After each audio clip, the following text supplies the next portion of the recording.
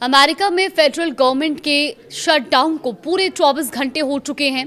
Congress funding bill को लेकर किसी सहमति पर नहीं पहुंच पाई और रात 12 बजे के बाद से कई सरकारी विभाग और एजेंसियां बंद होने लगी।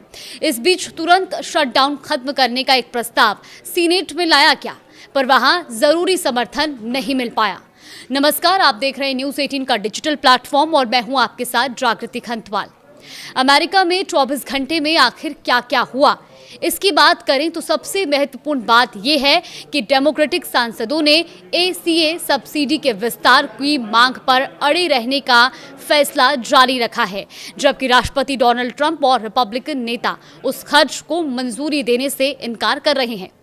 यही असहमति शटडाउन की सबसे बड़ी वजह बनी हुई है। शटडाउन के बाद से व्हाइट हाउस और उपराष्ट्रपति JD वेंस लगातार चेतावनी दे रही हैं। उपराष्ट्रपति JD वेंस अचानक व्हाइट हाउस की एक प्रेस कॉन्फ्रेंस में पहुंच गए। उन्होंने चेतावनी दी कि अगर ये टकराव कई दिनों या हफ्तों तक चला तो फेडरल कर्मचारियों की छटनी करनी पड़ सकती है।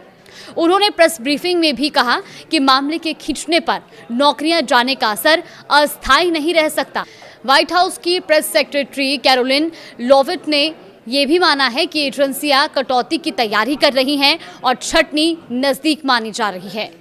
आकलन के मुताबिक लगभग 7,50,000 फेडरल एम्प्लॉय फरलो यानी कि अनिवार्य छुट्टी पर जा सकते हैं और उनका वेतन तब तक रोका जा सकता है जब तक कि सरकार काम पर लौटकर रिम्यूनरेशन का आदेश नहीं देती है।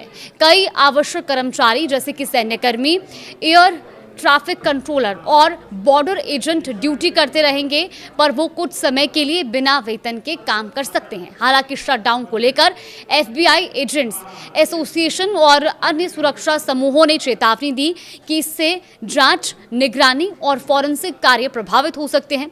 उनका ये भी कहना है कि संसाधन कम होने से आतंकवाद, ड्रग तस्करी और साइबर खतरों से निपटना भी मुश्किल होगा। इसीलिए कई शीर्ष सुरक्षा अधिकारी और संघों ने शटडाउन को राष्ट्रीय सुरक्षा का मसला करार दिया है। ट्रंप ने शटडाउन को एक मौका बताया। वो डेमोक्रेटिक प्रोजेक्ट्स और सरकारी खर्च कटौती कर सकेंगे, तो वहीं विपक्ष ने रिपब्लिकनों पर आरोप लगाया कि वो ही इस संकट के जिम्मेदार हैं।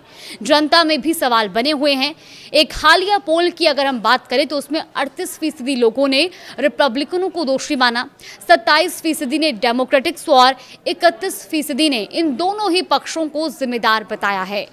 DOI की योजना के मुताबिक कई नेशनल पार्क आंशिक रूप से खुलेंगे, पर सेवाएं कम होंगी और संवेदनशील हिस्से बंद किए जा सकते हैं।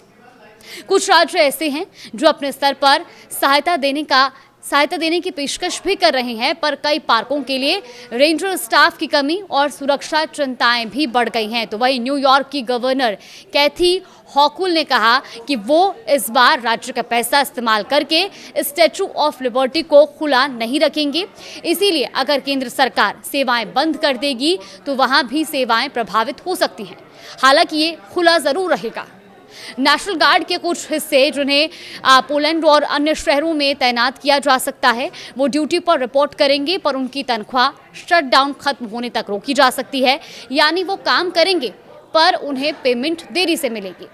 DHS का कहना है कि जटिल वित्तीय कामों के बीच में CPB यानी कि custom and border protection tariff revenue बटोरना जारी रखेगा, ताकि व्यापार और सीमा प्रक्रियाओं में पूरी तरह से रुकावट ना आए।